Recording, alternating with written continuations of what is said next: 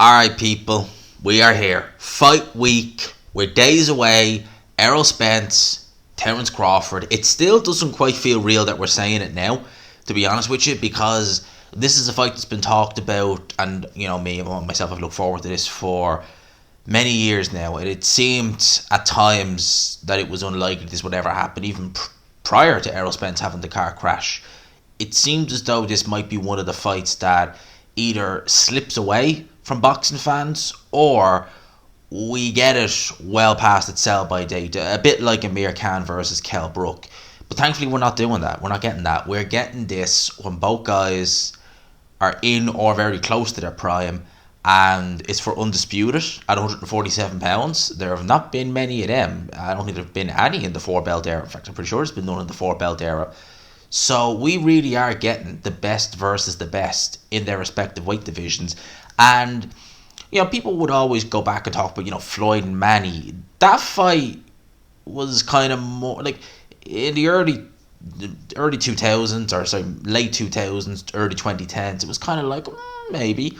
But, when it was actually announced, it was like, well, they're not really in their primes anymore. It's probably going to be a kind of run-of-the-mill type of fight. And that's exactly what it was. With this, I don't think there's anyone who isn't expecting a good fight. Now, we'll talk about both guys. I've already gone over certain things that they do very well in their games and things they can do to help them win the fight. But we'll go through the tale of the tape very, very quickly while we're in this fight. So, Errol Spence, the unified welterweight world champion. He's 28-0 with 22 knockouts, 33 years old, 5'9", with a 72-inch reach. You forget that Errol Spence is 33 years old. He always thought he was, he always comes across a little bit younger than that. So he's been around forever though as well at the same time. Terence Bud Crawford, 39-0 with 30 knockouts, 5'8", but with a 74-inch reach. I suspect that Crawford also has the longer arms of the two. And at welterweight, certainly he has been tearing through, guys. I mean, Victor Postal, on the 23rd of July 2016, was the last time Crawford went the distance. Now, that was back down at 140 pounds. That was a unification. And since then, he's been in there with some good guys who are durable, very durable in Sean Porter's case, and he has been stopping them all. The last time he's gone into the 12th round was against Jose Benavidez. That was back in 2018. Vicious finish to that fight. Wasn't so much it was a devastating knockout. It was a big punch that put Benavidez down, but it was the way that Crawford just went in and systematically just went for the kill. It was really, really impressive. So both guys going into this fight undefeated. Both guys can bang. Both guys are leagues above the competition in their respective division. There is only going to be one winner coming out of this fight, unless, of course, you never know, strange things have happened. It could be a draw. With regards to what both guys can do in this fight, I suspect the first round or two, although we may be hyped, and we definitely will be hyped come what the first bell, I suspect we're going to see a cagey start to this fight. I don't think it's going to be a Hagler-Hearns type of affair where both guys are going for it from the opening bell. I don't see that. I think both guys are very experienced. They're both at the top of their games. I think we may see a little bit of a cagey start to this fight, but it will warm up the more we get into it. Errol Spence is a tremendous body puncher. One of the best body punchers in boxing. He's up there with the Canelos, with the Inoues, in terms of his ferociousness to the body. And he's dropped people, he's stopped people to the body, he's broke fighters down with his body shots. He always seems to find a way to land them, and he always invests in the body early. Something Terence Crawford's going to have to be wary of, because Terence Crawford, Errol Spence, you would maybe call him a jack of all trades, a master of none. And maybe that's a bit harsh, because he is better than your average jack of all trades, master of none. He is a bit better than that. But he does everything extremely well without really doing anything that jumps out at you. The body punching is one of the key aspects of his game. Now, Crawford, on the other hand, is an exceptional talent. He's fast, he's got good hands, and he's got good feet. His footwork is amazing. His speed, as I said, in his hands and his feet is amazing. His counter punching, his punching power. He does everything very, very well. Now, his footwork is tremendous, and his foot speed is tremendous. The worry is that he is 35 going on 36. He'll be 36 come September. Your feet are the first thing to go, And if we start to see his feet slow down, he could become more of a stationary target for Errol Spence. But if Errol Spence invests in the body early, which I expect that he will, those feet are going to slow down regardless. Errol Spence in fights that he's won, like against Kell Brook, has been in situations where he's been getting outboxed. And I suspect that Terence Crawford will probably take the early rounds in this fight. I really do think he will. I think he'll be outboxing Errol Spence, but I expect Errol Spence to invest in that body. I expect Errol Spence to be very wary of his defense, and I expect Errol Spence to use his physical strength. Crawford has good physical strength, but we need to remember, he's come up through the weights. He started his career at 135 pounds. He went to 140 and won undisputed. Now he's at welterweight, albeit he's been welterweight for several years now. But Spence is the more natural welterweight of the two. He's the guy who's talked about moving up for several years now, and he could move up to 154 and not be a small 154 pounder.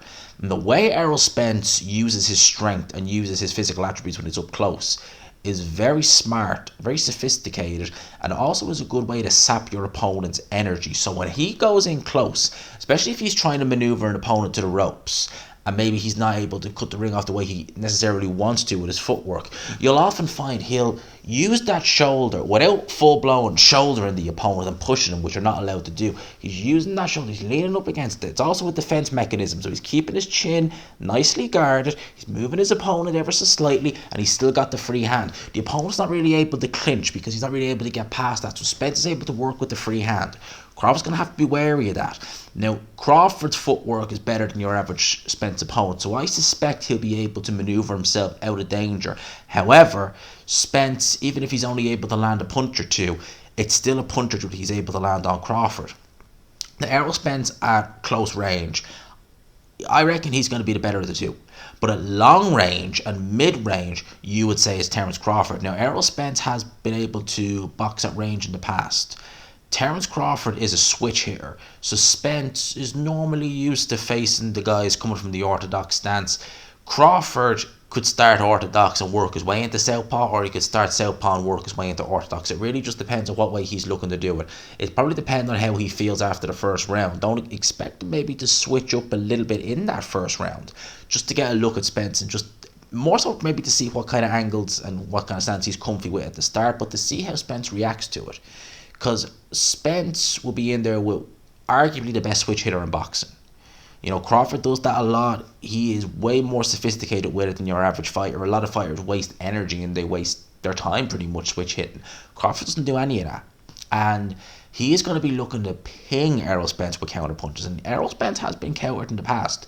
Your Dennis Ugas in their fight, I think it was the 5th or 6th round, he was able, against the run of play actually, to land a big right hand on Errol Spence, which appeared to stun Errol Spence, and your Dennis Ugas really didn't capitalise on it, but Errol Spence in that moment, it was very bizarre.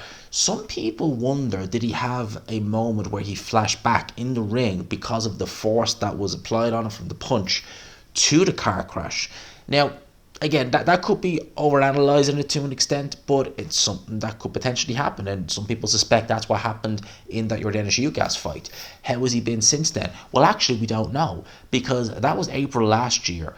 It's now the end of July, a year later. He's not fought since then. The activity is on Terence Crawford's end.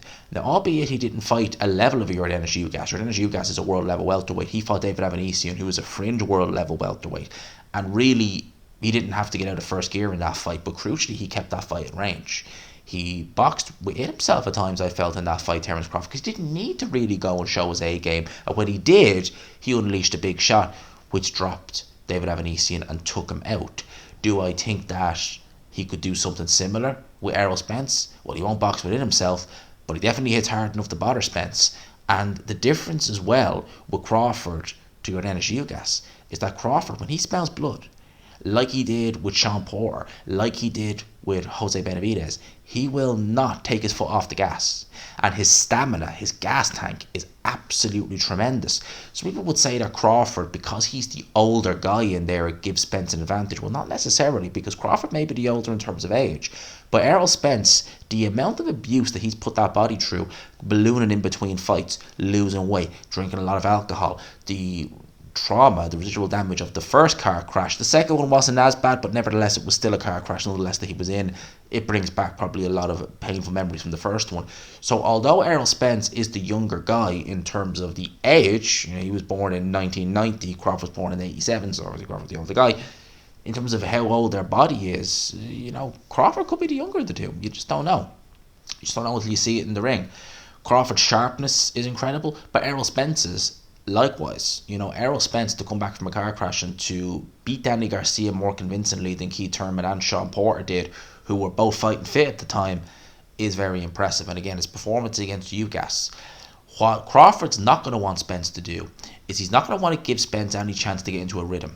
We've seen that several times in Spence's career, even if he's being outboxed, but when he gets into a rhythm and he starts just letting the punches go, letting his hands go, getting into that rhythm, he is extremely hard to beat. It's extremely hard to get out of that rhythm. We've seen it against Jordanis Ugas where he was just hitting everything he could. He wasn't giving Ugas a moment's rest, excuse me, and he was just peppering him constantly. Ugas had no answer.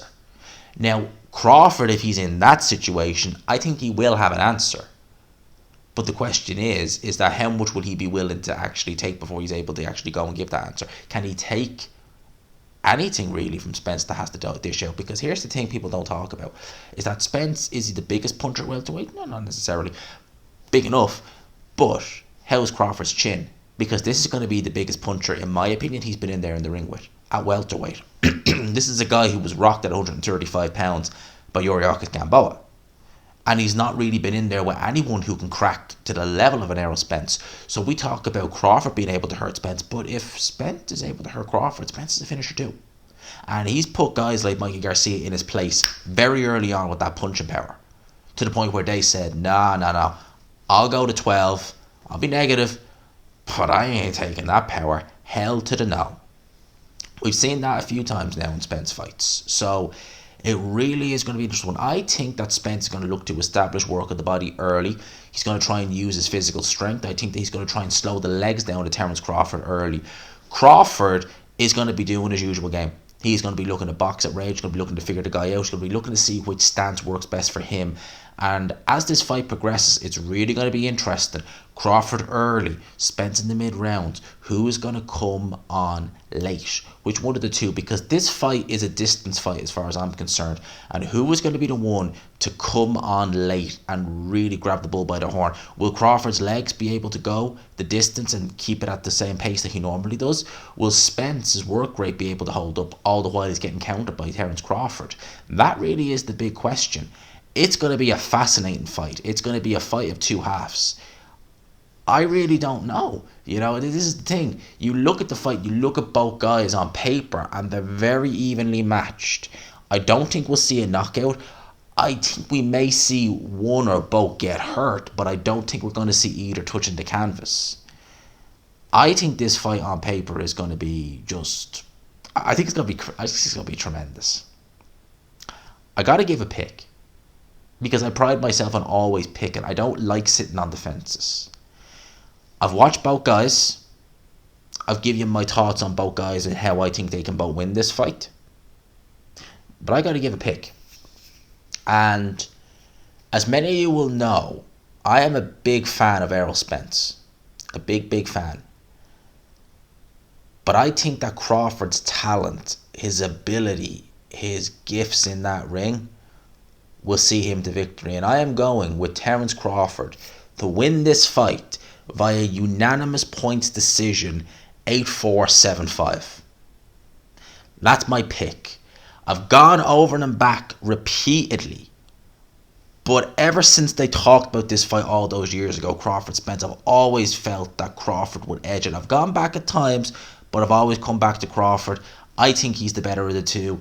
I think Terence Crawford is going to beat Errol Spence on points. That's my pick. Terence Crawford to beat Errol Spence on points. I don't think there'll be any stoppages.